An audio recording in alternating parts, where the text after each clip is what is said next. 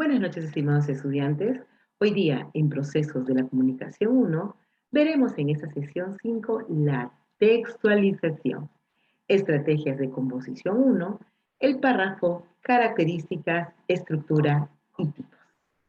Bien, el resultado de este aprendizaje va a ser que el estudiante elabore un esquema gráfico sobre las estrategias de textualización y los tipos de párrafos considerados en su texto académico.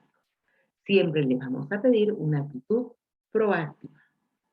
Luego veremos un video en YouTube donde nos va a explicar cómo se elabora un párrafo numérico, la importancia de un párrafo numérico y cómo lo tenemos que hacer. Para después de ver el video, hacer las siguientes preguntas. ¿Por qué creemos que organizar nuestras ideas o actividades son importantes para nuestra vida académica y también personal? Y mencionaremos dos actividades en las que podremos explicar estos esquemas.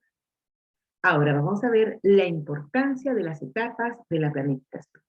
Pero antes vamos a leer el concepto de Serafini, 2007, página 27. La construcción de un texto empieza con el acopio de ideas, datos y elementos útiles. La realización de un escrito es similar a la preparación de un pastel. Antes de prender la operación culinaria, es necesario procurarse todos los ingredientes necesarios: harina, huevos, mantequilla, levadura, etc. Entonces, para tener estas etapas de planificación y su importancia, primero, planificar, analizar la situación, elaborar un bosquejo y generar ideas. Luego, redactar, referenciar, transcribir y escribir. Y luego, revisar, donde voy a evaluar y corregir. Un dato: siempre es bueno que otra persona lea tu trabajo para que te haga ver si tuvieras algún error. ¿Cómo planificamos?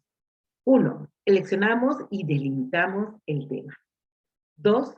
Selección y procesamiento de la información. El subrayado: recuerda que siempre tienes que subrayar las ideas principales o las palabras claves. Recuerda, una idea secundaria te va a hablar o te va a dar datos de la idea principal. Las notas marginales: sumillado o sumillas, donde yo voy a transcribir con mis propias palabras las ideas principales. Y también la lluvia de ideas respecto al tema. Y 3, jerarquizar las ideas, elaborar un mapa conceptual y un esquema de producción. Ahora sabremos cuál es la definición de un esquema numérico. Recuerda que un esquema numérico es un organizador que contiene un grupo de ideas que representan la versión simplificada de lo que se va a escribir. Siempre habrá una idea principal, una idea secundaria y las ideas terciarias. La idea principal trata un subtema del tema que se pretende explicar en el texto. La idea secundaria organiza mejor la información del subtema, que se explica en cada párrafo de desarrollo. Las ideas terciarias desarrollan la información y permiten la exploración de manera más sólida. Podemos ver en el lado derecho: 1, la idea principal; 1.1 y 1.2, las ideas secundarias; y 1.11, 1.12, las ideas terciarias. 1.21, idea terciaria; 1.22, idea terciaria. Criterios para organizar un esquema. Tenemos el criterio de generalidad, que va de lo más general hacia lo particular. Un ejemplo: título: el estrés.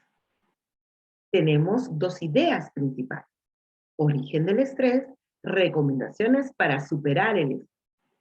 De ahí tenemos ideas secundarias: situación del cambio, incapacidad para afrontar nuevas situaciones. En la segunda idea principal, personal y terapéutico. En la idea terciaria de la primera idea principal, positivas y negativas; y en la idea terciaria de la segunda idea principal, deportes, técnicas de relajación, ayuda profesional y medicamentos. Podemos verlo de lo general hacia lo particular. Criterio de causalidad. Se desarrolla primero las causas o factores, luego se abordan las consecuencias o efectos. Podemos ver las causas y consecuencias de la migración. Tenemos acá a la derecha la idea principal, causas de la migración y consecuencias de la migración. Subtemas, escasez de oportunidades laborales, exclusión social, presencia de desastres naturales, desintegración familiar y cambios de estilo de vida. Espero que te sirva para que te puedas guiar. Y luego haremos una lectura grupal donde trabajaremos un esquema numérico basado en ideas principales, secundarias y terciarias sobre el desempleo en el Perú. Estoy segura que lo harás muy bien y tendrás como resultado lo siguiente. Tu idea principal, la primera, causas del desempleo, y la segunda, consecuencias del desempleo. Tu idea secundaria, en la primera idea principal, situación económica, personal no calificado y limitaciones para estudios superiores. Tu idea terciaria en la situación económica será inadecuado manejo económico, falta de capital, ausencia de inversión extranjera. En tu segunda idea principal, veremos las consecuencias del desempleo. Idea secundaria, pobrezas, reducción de personal y delincuencia. Como idea terciaria tenemos la desnutrición y las enfermedades. Ahora, ingresando al desarrollo, definiremos qué es el párrafo. Según González y Mendoza en el 2010, nos dice que el párrafo es un conjunto de proposiciones u oraciones que están conectadas entre sí, que desarrollan una idea central y que a la vez responden a un eje temático. Todo párrafo debe tener, unidad.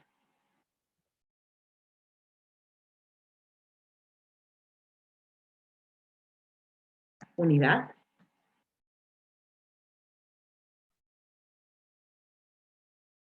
No se quiere mover. Vamos a esperar un poquito.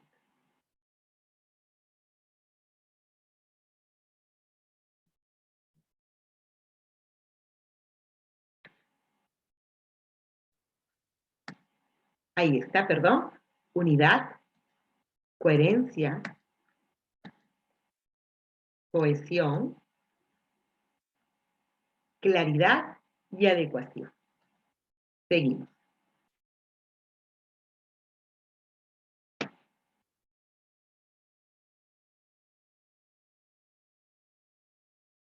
Ahora veremos las características.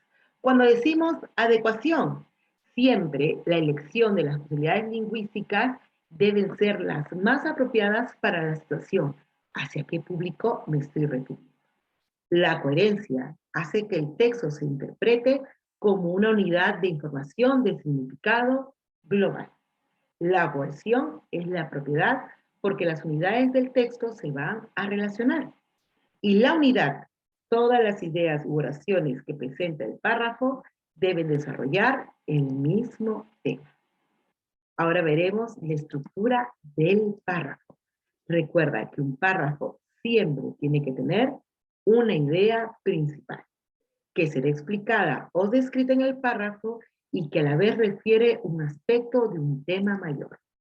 La idea secundaria es aquella que va a describir o explicar la idea principal. Y la idea terciaria desarrolla las ideas secundarias a través de una explicación más detallada, empleando datos, hechos o ejemplos. Y de ahí veremos los tipos de párrafo según la ubicación en el texto. Recuerda que un texto expositivo está compuesto por 3 grandes bloques: introducción, desarrollo y conclusión. Ahora veremos los tipos de párrafo según la ubicación de la idea principal. Cuando decimos que el párrafo es analizante o deductivo, es porque la idea principal se encuentra al inicio del párrafo. Luego desarrolla las ideas particulares. Cuando decimos que es sintetizante o inductivo, la idea principal se localiza al final del párrafo.